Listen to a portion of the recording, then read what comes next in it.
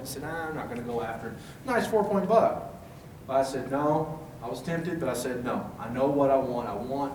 I don't know what I want for sure, but I know I want a mature deer, and I know that's not a mature deer, but he's a nice deer. So this is the buck I killed right here. Let me lead you up to this. This buck got his name Lucky 7. I watched 2 bow hunters miss this buck. About the 3rd day in and about the 7th day in. And this was one of the first bucks I found. I saw him with a nice 150 class 4x4 buck and this buck, and they stayed together. But at the time, I was still taking inventory of the deer in the basin of what I wanted to hunt. Didn't know for sure what I wanted to hunt. So I saw him, and I got up one morning, I was glassing down, and I saw something move, and here comes a bow hunter off the ridge, right above him.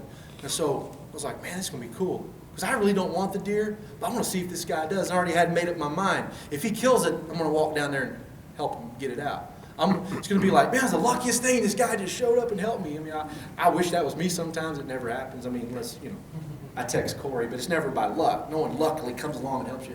What a great story is that, So I'm like, I'm going to go help this guy pack this buck out if he kills it. So I didn't know which one he'd shoot at, the 150 class buck or this 4x3.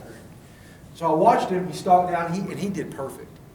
To me, in my eyes, I'm watching him, and I'm watching how the wind's blowing. I'm kind of paying attention to what's going on my side of the mountain. And what's happening on my side of the mountain is surely different than his side of the mountain.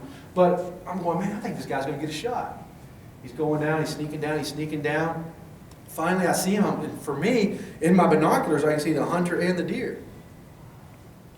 And I don't see or hear the bow go off, but I can tell he shoots because all the deer blow out of the basin, and they actually come up past me, and they go over the top of the mountain. And I saw him walk around there for a little while, and I'm watching all them bucks the best I could, watch for blood. I didn't see any blood on them. So I seen him mess around down there under the trees. He finally gets his arrow, and he's knocking the dirt off of it. I see him go back up to the top. I was like, well, I want to hunt back behind where he was anyway, so I'm going to make my way over there. So I go over there, and I run into him and his buddy. We start talking. He's like, yeah, I shot at the 4x3. He was the closest one. He was 33 yards on my rangefinder. It looked like a perfect shot. In the last second, man, my arrow clipped something, and it went right in the dirt right in front of his. He got up and took off. I was like, oh, okay.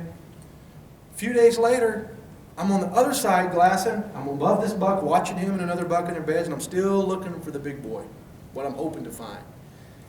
All of a sudden, here's this guy pops up out of nowhere. It's like, man. And one of the promises made to me when I put in for that hunt, you'll see nobody. I saw people almost every day. I could hear them, I could see them. Okay, whatever.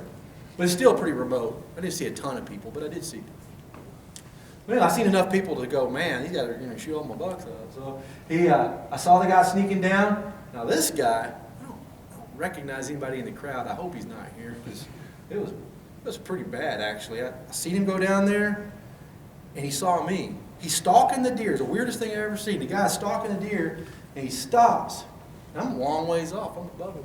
He looks up, and he holds his bow up like he's aiming at me like this. Man, he better not be shooting at me. I don't think he could hit me from there, half a mile away. But I look, and he's letting me know he saw me, so he's pointing his bow at me like that. I'm like, hey, it's all yours, man. He goes down there, and again, I see him come to full draw, and he stood forever. I'm like, man, he's got that buck dead to rights like 20-something yards.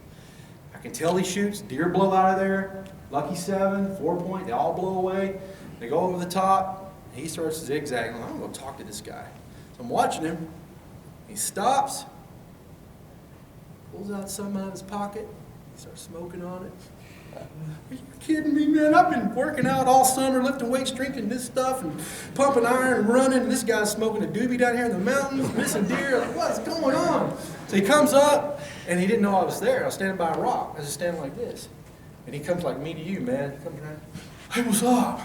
I was like, hey, what's up, man? How you doing? He's like, oh, man, the bucks, man, they got me today or something like that, So I get close to him, I can smell him, and he reeks like major pot. So I'm talking to him, he's like, so what were you doing? I said, I was watching you. He's like, yeah, did you see everything? I said, yeah. He goes, you saw everything? I said, I saw everything. He's like, yeah, man, that's pretty cool, man. He said, I said, which buck did you shoot at? 4x3. I said, you shot at the 4x3? He goes, yeah. I said, you're the second person I've seen miss that buck this week. And he's like, really? I was like, yeah. He goes, well, maybe you ought to shoot at him. I said, man, I might. So I walked off, and I started thinking about the buck with 7 points. I was like, man, that's a lucky 7. That sucker's lucky. You know what? If he gets in the wrong spot, I might have to shoot him. He's mature. He's the biggest buck I've seen in here. And if I get a chance at him, man, I might shoot him. Days came and went. Hey, man, we were just talking about you. There he is. So, find him, get down toward the end of the hunt. It's 15th day. I think I was fixing to go home in a day or two, if I remember correctly. I was like, I'm done. Well, the last day is always the day you kill the deer. That's how you tell the story. On the last day I got him, well, I think it was the last day I was going to be there or the next day. I can't remember that part of the story. So anyway, I saw him. That's him through my binoculars, my 15 by 56 Vortex Kaibabs. Love those binoculars. And I actually happened to get, he's only 15 power, so I held my camera up, got a picture of him. And this is that same picture zoomed in, without phone scope obviously, but zoomed it in, and that's him laying down. And I was like, man, I'm going after that buck. This is it. And mind you, I've hunted, I did see another 2 mature deer in there that I tried to kill. I never got a shot. In 15 days, I never fired an arrow, but I did hunt them and I did try, okay? But I stayed, I was like, I had, in 15 days, I cannot tell you how many fork and horns, 3-point spikes, small 4-points I had at point blank range. That on most other hunts, man, I'd have shot them, but something happened inside me. I said, no, I'm shooting mature deer this year. If I want a buck that breeds does. That's kind of the bottom line. If he breeds does, I want to shoot him. That's just the deal. So this buck right here, for sure, he was battle scarred, tore an ear, the whole thing. I seen him. I go down there, and here's the difference maker with this buck was, it's loud in this unit, it's crunchy, and it's very dry. I took off my camouflage pants, and I pulled on my, I looked ridiculous. You know what I looked like? I looked like a rodeo clown. I had on camouflage core Badlands bottoms, so your long handle underwear, but they were a real treat. I had them on, then I put my black nylon shorts on that had little cargo pockets on, and then I put on a leafy light suit top that was Sage Max 1, put on 2 pairs of wool socks, and I painted my face all up. And I said, I'm going to take this cool picture because I'm going to talk about it later next year. So I did all that, and I got the wind right. And I left my water, I left my food, I left everything. All I had was my license, my rangefinder, and my bow.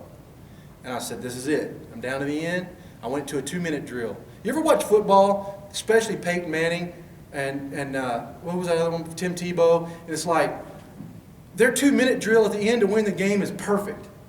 And you're like, man, why don't you play like that for 60 minutes? You'd win every game if you just play like that. You cannot physically play like that for 60 minutes. You will die. If you bow hunt in a 2-minute drill for 15 days, you will die. Right? You will feel like you're going to die. You can't do it. But you have to have it in your mind. I'm going to have a 2-minute drill. When it comes down to the wire, I'm not going to be lazy. I'm going to do everything that I can to get it done. I'm going to do everything that I can to get it done. So, what I did, took all that stuff off, 2 pairs of socks, put on the suit. I went down there, picking my way, quietly, busted some deer, thought the hunt was over, but I didn't see the buck I was after, so I was like, you know what? It's do you know or do you think you know? And I thought I know. I don't know that I know. I didn't see my buck leave, so I kept going. And I stooped under a pine bough, and I stood up. This is my view, right here. This is the deer's view. So I took this picture, right here, this way. And I turned around, I took this picture this way, because I won't tell you a story later. This is the deer's view. This was my view. I stooped right under a pine bough right there. And when I stood up, Lucky 7 was standing right here. 2 other big 4-points that I'd never even seen right there. Bigger than Lucky 7. I didn't know they were bigger because I got tunnel vision. As soon as I locked in and saw Lucky 7 standing there, I went, there he is. It's going down right now. And I'm like, man, if you've bow hunted, and you're all bow hunters, you know that feeling when you've got mature bucks that stand there locked in on you. It was divine intervention, I'm here to tell you today. Because I shoot a hinge, back tension release. I don't shoot a trigger. I'm standing there. There's the buck I want, and I think he's like 30 yards. I don't have time to range. I don't have time for anything. So I'm like, either he's going to leave, or I'm going to kill him. But I'm going to do it. I'm just going to do it. So I turned this way. Got my arrow, snapped it off, put it on the string, hooked up my release. I drew my bow. And I found my form just like that. And I glanced over at the deer and I saw him standing there. And I'm praying, oh Jesus, if I've ever done anything in my life, please let this happen right now. I'm so tired. I feel sorry for myself. I want to go home. Oh my God, he looks so good. He's so big and gray. Look at that. Oh my God, I can't even believe my pen's on him. All that's going on in my mind. My pen is on him. Holy tamale. There he is. I just savored it for 2 seconds, man. Not really. I was shaking like a leaf. Elf sleep. I got another. No. I put that little amber pin, my 30-yard pin in that pocket, and I just started pulling. And that big, mature buck just stood there and took it. That buck never saw me. I paid attention to detail. He didn't hear me. He didn't see me. But big old bucks just know something happened. That buck knew something was there. And he wasn't looking at me, but he was looking through me that direction. He knew. Those bucks were all like this. Like, if that's me, they're looking, man. They know something just happened right there, but they can't see it. Built that leafy suit, my attention to detail, that's what got that buck killed. I got that pin on him, I pulled through that release, boom, that shot broke, smack, that arrow hit him perfect, and it knocked the wind out of him. I was so close, I heard it. The buck went, whoo! I just knocked the wind right out of him. And I hit my knees, and I said, we did it, thank you. Because trust me, I was praying. I'm a praying man, I was praying that morning. You shouldn't probably pray for stuff like that, but I'm like, if you could just help me a little bit, just a tiny little bit, I just take whatever I can get, a truckload of luck, a thimbleful of luck, but man, I obviously need something today. And the man upstairs helped me out. So I shot that buck, that arrow went through him, I never even found the arrow. He turned, bounced off the hill, and I mean, it was like a gusher. It was blowing blood out the back end. And I walked up on him, and I'll tell you what, it was the most beautiful thing in my life. The greatest moment. That's where it hit him. 30 yards, I just judged it, 30 yards, put the 30-yard pin on him, shot him, it went in right there. He was quartering to me, and it went out that hip back there. All that extra junk right here. He basically flopped down the mountain 100 yards, right? Got him. That's the greatest moment. That's the second greatest moment when your buddy says, yeah, man, I'll see the trailhead in the morning at 6 o'clock. And because he died down there. Because he was further down when I shot him. He died somewhere right down the very bottom of this. And from where we are there back to the truck was another mile. And from that camp to the truck was another 5 miles. 4 to 5 miles, right? So the guy right here, Corey, he's packed a couple of bucks for me. He came and helped me out. Having a great friend, that's what it's all about. I took inventory of what deer were there. I played it safe for 14 days. Luck played a part due to the bedding location on day 15. On the 15th day, I went into a 2-minute drill. Remember, you got to play it safe. You don't want to bump the bucks out of there and scare them all off. Mature deer will put up with shenanigans. But you got to know when it's time to go into full-blown beast mode or whatever they call it. And you got to get it on. I call it a 2-minute drill. And that's what I did to get that buck killed. Attention to every detail played a huge part. And success was clearly from a divine intervention. So that's my deer hunting story. You know what a mature buck is. You know why you should shoot them. I think I covered everything. So at that point, now I want everybody to don't leave because I'm going to give you some stuff, man. Really? No, go ahead. Anybody. Everybody's been to my seminars know the hands are going to start flying. Ma'am, right there. You laugh the most. Go first. So my question is, so you shot it after 15 days.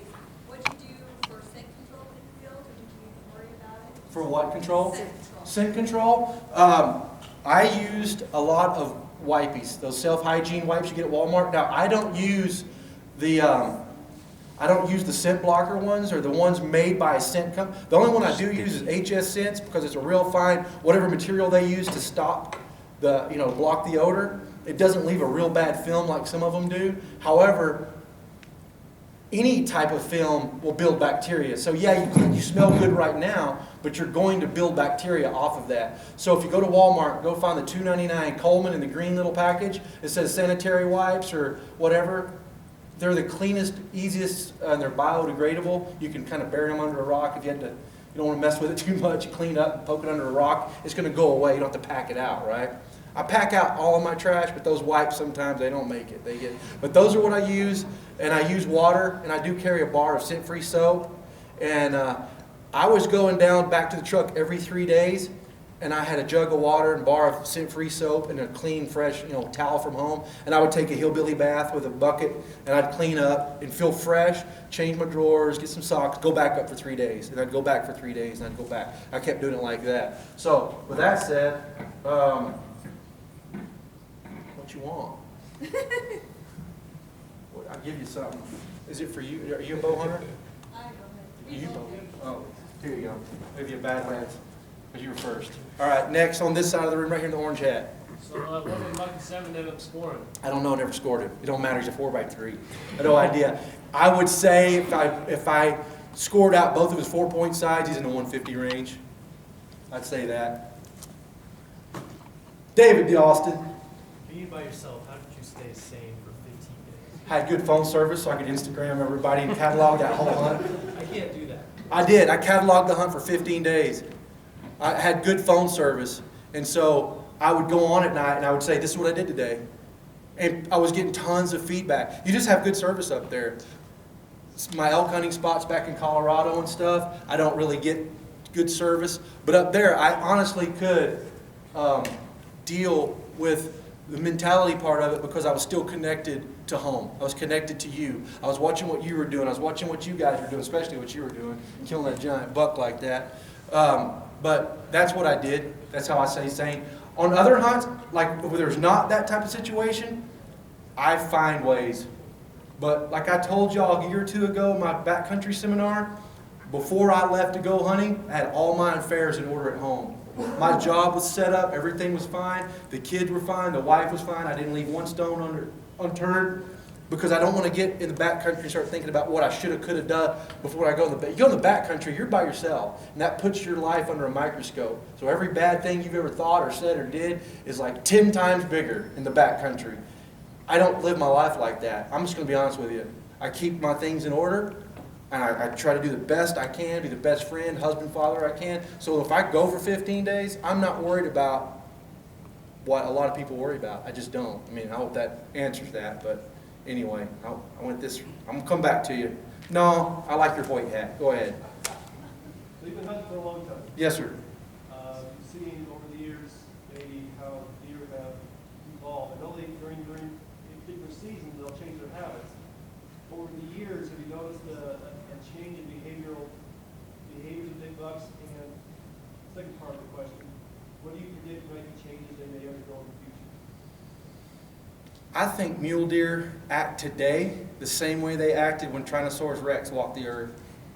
I think they pay attention to the same. I think mature bucks in suburban areas are easier to kill. I think mature bucks on the Wasatch Mountain in certain parts are easier to kill than, say, a buck in the Gunnison Basin that's never seen a human in Colorado. Big bucks learn people. They know this human scent. They know things. I think that if you live in a highly populated area, big bucks are big bucks and they're always going to be hard to kill. But I truly believe that I think they're still the same, but I think they adapt to their surroundings like anything else. And again, in the future, I think that they're always going to be tough to kill. I think they're always going to be that way. I don't think they're not going to just grow dumb one day. But the more human encounters they have, the more trusting they may become. Did that answer it? I mean, yeah, that's my opinion on it. That'll jack you up right there, buddy. That'll get you running like a horse. Yes, sir, in front. Couple of questions, sir. First, I want to commend you for staying that long. Years ago, when I was a little bit younger, right, I'd done the 10-day hunts, and let me tell you, talk to every tree. Yeah. Every tree and rock is your friend when you come off the mountain. You're talking to everybody, and they're like, who the hell are you? You know? Yeah, right. But that being said, it drives me crazy to be around. I like to hunt by myself. Yeah. And was there ever a thought, or are you limited where you were at that you couldn't just say, look, obviously people are coming in here. Why don't I go another 4 or 5 miles back in to alleviate that? Because 4 or 5 miles back in was in a, what they call that, a CMWDRI, I don't know. You can't go there. I was as far as I go. There ain't nowhere else to go. In other hunts I do. And then that being said, even with these guys getting on them, flinging arrows, how long, literally the buck came back at the same spot. So they were blasting them out. How long after a guy would take a shot at him would he disappear before he showed back? Next day. Really? Yeah, because the guy didn't go after him. If you shoot arrows at him and go after him and shoot arrows, man, you're going to drive him over out of the country. Big mature bucks, 5, 6, 7, 8-year-old bucks, man, you bump a buck like that, you may never see him again. I did bow hunting and actually had a buck just see me move, and I'm talking 200 yards from him. Yeah. But I'm talking 190 plus. Yeah. You know, Oh, yeah, the big bucks like that, man, they're usually not coming back. But if you go chasing after them, if those two guys would have gone after them and kept flinging arrows at them, they probably would have ran them out of the basin. I might not have had the opportunity. But they shot them, missed them, licked their wounds, tucked their tails, went back up the hill, and kind of left them alone, didn't go after them. But you really couldn't have gone after them. Those deer went down, up, and out over the next little hole, and it would have taken them 4 hours to do that. So it's like, yeah, see ya. You know, So when they moved they moved on about over a mile? a mile. Yeah, and they just circled right back. So, good question. This side this time. Lady in the camo. So I want to Yeah.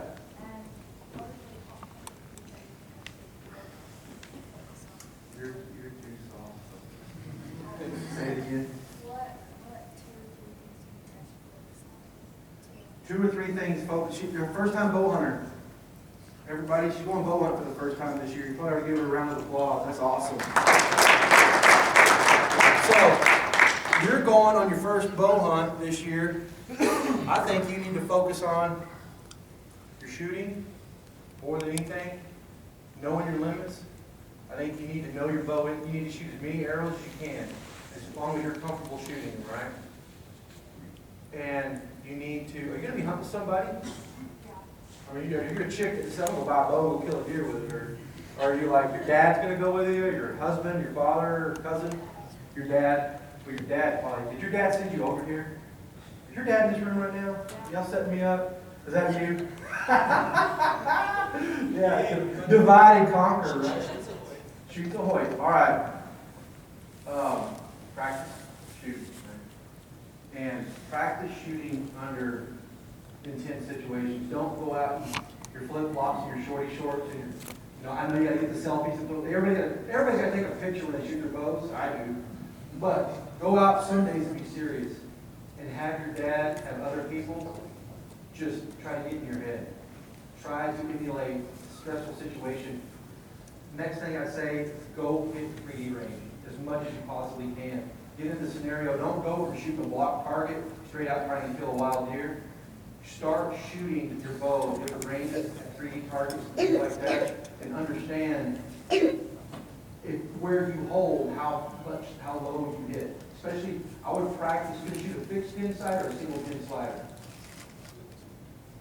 Fixed pins, practice shooting between those gaps. Because a deer is never going to stand there, well, unless you're lucky 7. He had issues. He's doing 30 perfect on the money. By the way, it was 30 yards on the money. But deer are going to be 27 yards. They're going to be 44 yards. They're going to be 37 yards. If you need to know where to hold the 37. What's your maximum effective distance right now? What's the farthest you will shoot a deer with a bow today? How far, Dad? 20 yards? It's simple for you. Top end? Yep. So by hunting season, let's say your maximum effective range is 40 yards. Practice at 50 and 60. Get out there at the range and pound that target at 50, 60, 70, 80, 100. I shoot 100. I don't shoot the deer that far, but I'll shoot 100 yards until I'm putting them in the bullseye every time, and that makes those 30, 40-yard shots just cake. So practice twice the distance you plan to shoot. Pick your spot. That's this right there. That's the key thing I want to tell you. Pick a spot. Do not draw back, put all your pins in the middle of the deer and just pull the trigger. That's what every bow hunter here does. I've done it. Everybody still pretty much does it. We get lucky a lot. Draw back, pick the hair you want to split, put that pin on it, make a perfect shot. Okay, back to this side. Right here, sir.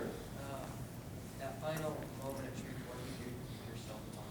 I just go to I shoot so many hundreds of thousands of arrows a year. I just get into automatic mode. So I was tense. I didn't have Elvis leg flight on that buck, but I was pretty tensed up. But once I decided, that's him, that's it, it's going down right now. This is it, it's happening.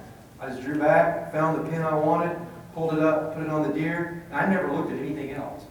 I looked at that little shadow pocket, and I mean, that's exactly where my arrow went. Once I decide I'm going to take that deer's life, I've decided this is what's going to happen, I don't think about the score, I don't think about what my friends think on Facebook, I don't think about nothing.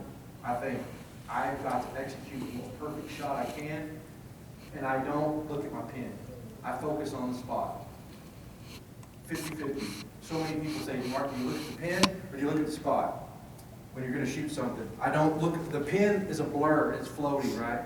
But if I was gonna shoot you in the nose right now, your nose is perfectly clear to me. I can see it plain as day. And my pen is not, my pen is blurry and it's floating, okay? If you go home and you've been focusing on your pen more than the target, I want you to go home and look at the X and shoot and let your pen be the floater. Watch how much tighter your groups are gonna get if you only try to put the arrow on the spot. That would be my advice to you, sir. Right here. So, obviously, I'm a big agent. I know you're big on mountain ops type stuff. Uh-huh. What, for somebody in my case, where you want to kind of condition over the spring and summer to get to the point where you're ready to go for What do you weigh right now today? 20 years ago? 250? 230? 4 times 3. This time last year, I was 250. I'd probably say I'm more 320. Okay, all right, fine. I'm trying to make a point here. This time last year, I stood right here in this room. I had stood right here and said, you don't have to be an athlete to be a bow hunter. Who was here when I said that? Remember that? You don't have to be Cameron Haynes. He's my friend. He did me a video for that. He's like, I did you a freaking video and you still said that? I was like, I don't know, man. I lost it for a minute. No, you don't have to be an athlete. I was a chunky boy. I had a 42-inch waist this time last year. I weighed 250. And these guys hunted with me when I was in Nevada in that same shape, okay? I'm just setting you up for this. I still had heart, and I still had drive and want to and knowledge. But I thought one day, what if I took all the weight that's on me and put that in a pack and hauled it up a mountain, hold it that way, right? So say you want to lose 30 pounds. Go home and take a 30-pound dumbbell, set your pack up to go into the mountains for a week. The pack's going to come in about 55 pounds. Now take a 30-pound dumbbell, put that on top of it for no reason, pack that up the mountain with you. That's what I was packing around with me for no reason. I have an office job now. I'm a grandpa, kind of a lazy guy. I want to do the bare minimum. And I just decided one day I'm going to make a commitment to my life and myself. I am going to lose weight. I'm going to get in shape. I started off with Wilderness Athlete products. And I ordered the 28-day challenge, and I did that 28-day challenge, and I lost 12 pounds. I liked it, okay. I said, we'll try the Mountain Ops. I went to the Mountain Ops product, and I did their challenge. Lost 20 pounds. And then my body responded well to Mountain Ops, and I believe in it, and they don't pay me nothing. They give me a discount, they give me some product, they give you awesome stuff today. They're not really paying me to tell you this, but I'm telling you, the products work. They motivate me. They help me. Once you start exercising, if you exercise without any kind of pre-workout or any kind of endurance stuff, you'll still do it, but this stuff has science behind it. The nitrous oxides in it and all that stuff gets going. It helps you get going and get motivated. I can't sit here and say, there's a bare minimum you can do to make you feel better to go to the mountain. You have to decide you're going to do better for yourself. I get up every single morning. If you follow me on Instagram, you know this. Because I tell everybody every day I'm going to do it. It keeps me in check. People say, why are you such a narcissist? Why do you always show your muscles on Instagram and tell everybody you go to the gym at 4 in the morning? Because it inspires 90% of the people, and the other 10% of the people hate me for doing it because they don't want to get up and go do it. But I do it because it keeps me in check with my friends. So the next time I see David D. Austin, and he goes, what happened to you, man? You were so lean last year. You hiked up that mountain, we carried your water, everything was great, and now you're fat again. What happened? He's going to say that to me. I don't want people to say it to me. I want to be the best I can because it makes all the difference in the world. So to tell you, hey man, a magic pill, you know what I'm going to do, man? I'm going to give you a magic pill right now. This ain't the magic pill, but it's close. I'm going to give you 2 items right here. This right here, take 2 blades. No, starting off, take 1 blade. Take one. In the morning, when you get up, I want you to change your life tomorrow. That's like a Baptist preacher. Son, I want you to change your life tomorrow. I want you to get up and I want you to go run a 1/4 mile. I should start off at a 1/4 mile. Go to the gym and go a 1/4 mile on the treadmill. I used to be almost 4 minutes. Well, you're doing good. You're doing good. I mean, I go to the gym all the time. I just kind of, I want to. If you die, I'm not responsible. Mix that with 8 ounces of water. Somebody said, shake it up. Take this pill, drink that 8 ounces 30 minutes prior to working out. And I want you to go do something. I want you take that, not tomorrow, Monday or Sunday, whenever you can, and then I want you to go do something physical for 30 minutes. And I want you to see how that makes you feel. And I promise you, you may not stick to it. I'm not going to tell you, but I promise you, you're going to feel it. And the words I just said are going to be ringing in your ears, I promise you. And hey, God bless you, man. I hope you do good, okay? Am I out of time, Christy? What time do you start? Right now. I'm out. As long as you're done. Huh? If you're not done. No, now I gotta go. Oh man, wait, I gotta do like 2 or 3 more things. So here's the deal. Muley Slayer, that's my brand. I bought somebody a membership to Mule Deer Foundation. Who's a Mule Deer member? If you're a member, you're not eligible. If you're not a member and you want to be, raise your hand. Braxton. Man, y'all making this hard on me. Man, that guy's got 2 hands up. He beat y'all. Sorry. You got 2 hands. Hey, man, seriously. Mule Deer Foundation puts money on the ground in the state. So all I did is I put on there for Muley Slayer, there's a track that you're trying to pay for. Go over there, fill this out, give it to them. And if you go by Mule Deer Foundation and you sign up, they'll give you this MPF magazine. And in this magazine is my story on that buck I killed this year. So there you go. Congratulations, you're a member. All right. Okay, now I'm going to do the free-for-all thing. So everybody get ready real quick because Christy Titus has something coming up, and I expect y'all to stick around for her. So I'm going to start doing what I always do at the end because I always talk too much. And do that. Battlehead's hat going out that way. Oh, man. These can hurt you, so I'm going to have you come get them. Who wanted to ask a question and didn't get to? I know everybody. This guy right there. There you go. Magic pills. Oh, man. All right, guys. Thanks for coming out. I'm going to wrap it up. I'll be back over at the mountaintop booth if you want to talk to me. Thank you for coming out. I appreciate it.